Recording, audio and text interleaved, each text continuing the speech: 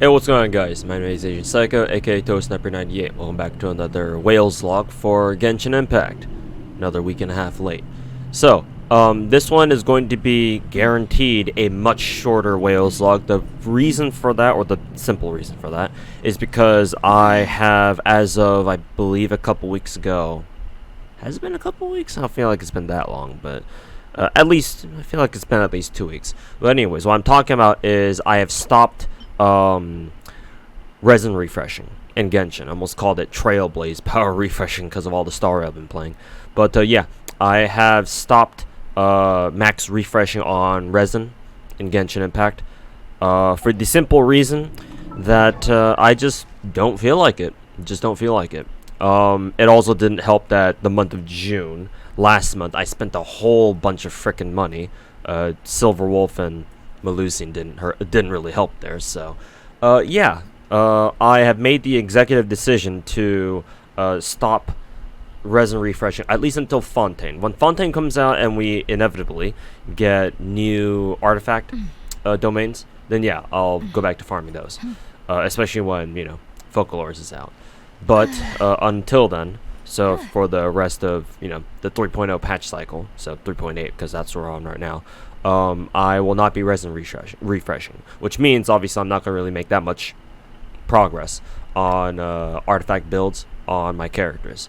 What I can tell you, so because of that, I haven't really made much progress. Like no one's artifact sets have really changed significantly since the last time you saw them. So ever since last month's Whales log.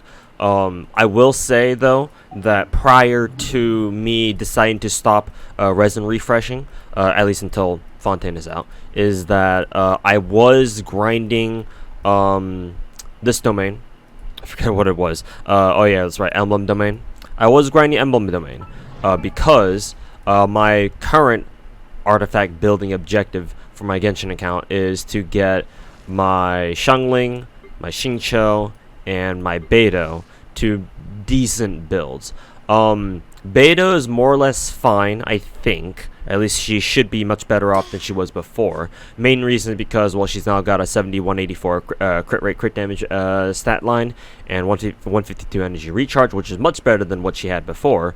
The main reason actually being is that I actually took Razor's S5 or S5 the Star Rail, R5 Serpent Spine and gave it to Beidou instead, because I actually don't know if we have a crit rate Claymore yet. We don't, I don't think, right? I mean, if we don't even have a 5-star one, then what are the chances? Like, other than Serpent Spine, I think like we don't have any other crit rate main stat Claymore in the game. I'm pretty sure. I mean, that tells you something if we don't even have a 5-star crit rate main stat Claymore, right? Because everything is just either ER, attack percent, physical damage bonus, attack percent, crit damage. We have crit damage, but oh yeah, sorry, we have crit rate now that we have Dehya. But you know, when are we gonna get that one again? So, and not only that, but not sure how well Beidou herself would benefit from Beacon, but maybe it's worth it. I still think Serpent Spine R5 is still probably better than Beacon. At least it's more suited for what Beidou wants to do. So I decided to give Razor's R5 Serpent Spine over to Beidou instead, because I actually use Beidou sometimes. I don't really use Razor all that much these days. So, but yeah, my Beidou should be in decent. It should be in a decent shape. Ideally, I would like to give my Beidou at least 15% extra crit damage, so she has a little bit nicer looking 7200 crit rate, crit damage stat line. But that can come later, or that'll happen when it does. She definitely has room to improve though, because you know she could use a better Electro Cup. She could. This timepiece is actually really good. I don't know how much I can change this. But her feather's also decent. Yeah, this is actually also decent. It could technically be better, but yeah, it's decent. Her flower could be better as well, and then obviously her what is it?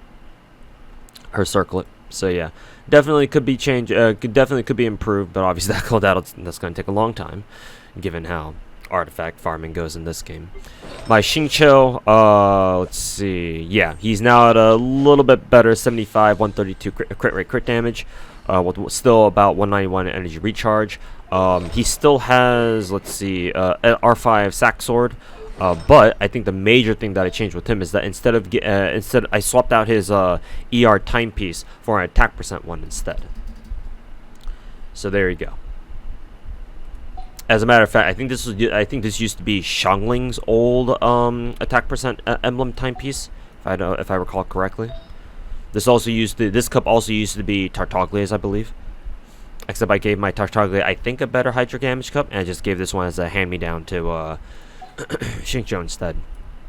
Same thing with his circlet. Pretty sure his circlet was different than the one he had before. At least back when he was still working with an ER timepiece that gave him like 250 or 260 plus ER. Obviously, that was a little bit overkill. I also gave him this flower, which is much better, and then this feather, I believe. So yeah. I think mainly for Xingqiu, I'm just looking for a better attack percent timepiece. One that has like a ton of crit damage in it, because obviously you can see here, this one rolled twice into flat defense. So if this one rolled like quad crit damage or something, that'd be really nice. I would also appreciate maybe getting a better Hydro damage cup, because I think this is also two-line or two-roll flat attack, so that kind of sucks. That and, you know, perhaps a better crit rate circlet, but like I believe this is I forget if this was a 4-line star or a 3-line star. This is probably a 3-line star. I rolled twice into defense percent. But yeah, there's a few things that I could make better. I really don't know if I could like improve his feather and flower. Honestly, it's going to be up to the rest of the other 3 artifacts to get more crit damage. But I'll see if I'm able to pull that off. But at least my Xingqiu, at least with his current build, should be a little bit more. How should I say, consistent. Maybe I could swap out one of his either his feather or flower, making sure that they have a little less crit rate, but in exchange a little bit more crit damage instead, just to make his crit stats balance out a little bit better. And then finally Xiangling, she's now at 65, 124, with 191 energy recharge. And yeah, attack percent here, power damage bonus in set. Blah blah blah. Ideally, I'd like to get her to 70% crit rate and maybe about 150% crit damage. But yeah, as always, it'll take some time to get to that point. So, but yeah, that was what I was looking at prior to me deciding to stop resin refreshing. So I'm just mainly improving those 3. I also had plans. I've talked about this last in previous Whales logs as well, but I also had plans to get my Ganyu, get my Ayaka, some better cryo pieces, a couple other characters that I also want to get better pieces for, Tartaglia being one of them. So I also need to give Klee a proper 4-piece, whatchamacallit, a 4-piece Crimson set. So yeah. Still, especially now that she's got her new skin from the major event, the summer event that we got going on 3.8. Yeah, I would like to give her a proper 4-piece artifact set, so that way I can actually use her in like Abyss or something if I really wanted to. Other than that, yeah, haven't really been improving characters too much. And I think I've already covered Kirara last month in last month's Whales log. And since 3.8 doesn't have any new characters, obviously I don't need to worry about, you know, going over new characters that we may have gotten. So instead, I'll go over what my plans are leading up to 4.0. So I've already done like 1 or 2 streams so far where of Genshin. The first stream, I think it was either the first or second. Maybe have I even done 2 Genshin streams? I forget. In any case, the new event map is right here. I wonder if they show you like a percentage completion. I guess it doesn't. That kind of sucks. Would like to know like if there's like a proper like, you know, event map completion thingy. just so that it helps us figure out like, okay, how much more of the map do we need to cover, right? But I guess they didn't do that, so fuck me, hoyo. But yeah. I've done the entire main quest area, which is kind of weird that they let you do that, or they let you like basically speed run the entire main quest. Like I got it done like 3 hours, like 2 or 3 hours. And I remember the Golden Archipelago event from last year taking way longer, or at least his main quest taking way longer to finish than this. Maybe it's because I procrastinated on it and I kept getting distracted by side quests or whatever. Maybe you could also finish the main quest from last year's summer event really quickly too. But yeah, like I'm already done with the main quest here. I believe by the time tomorrow comes out, or by the time it hits tomorrow's reset, at the time of this video recording, all of the mini game time lock should also be unlocked, or be lifted, I should say. So all these attraction event stuffs. So yeah, like the Spinal Blast, all these things. Yeah, so I believe 3 of them, the first 3 stages are unlocked, and then the 4th one we're still waiting on, I think. So once the 4th one unlocks, I'll just do another stream and get those all knocked out, so I can go grab the crown, because that's what I'm looking for. So yeah. I haven't started on like the actual event map exploration. I've only gotten like a couple of those Joyu vouchers, or however you pronounce them, for Kaya skin. So yeah, I just went through, like I said, I just blitzed through the main quest, and I ignored literally everything else, just to get the main quest done and over with. And so I'll probably start like in the top left corner and just explore every part of the map as well as I can, make sure I'm not missing anything. So yeah. Other than the event map, we have this region, the newest region of Sumeru. I actually don't really know what to call the Sumeru region. Like obviously we can call the first part of Sumeru the rainforest, obviously.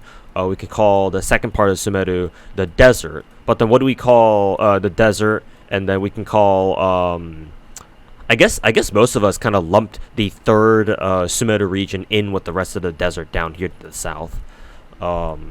Even if we wanted to distinguish them from each other, we could just call this, oh yeah, the tornado area, right?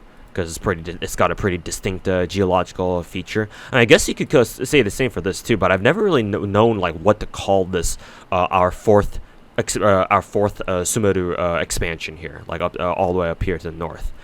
Like maybe we can call this like the wormhole area, because it's got that big ass dimensional rift in the sky over the oasis area.